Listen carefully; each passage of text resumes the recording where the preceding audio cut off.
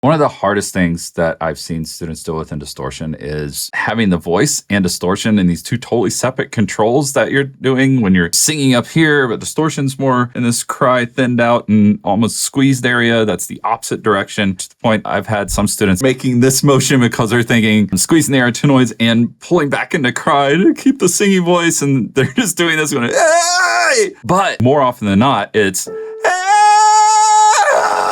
it just flips. That's because it's a fine motor skill. These are tiny movements you have to make. And right now you just have gross motor skills. They're clunky, they're big, they're moving from one spot to a completely different spot. Developing control and precision of distortion is more like learning to write with your non-dominant hand, where you can't even follow the lines at first. And over time you get smaller and smaller and smaller. So it becomes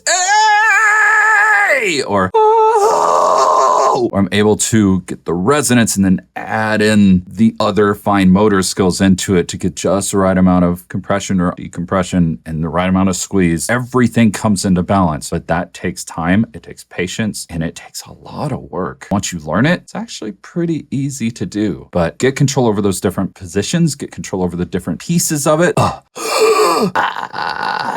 And getting fry, getting arytenoid distortion, getting the acoustics to work in tandem with that. It's a lot of balancing. You've got this. It's just going to take time.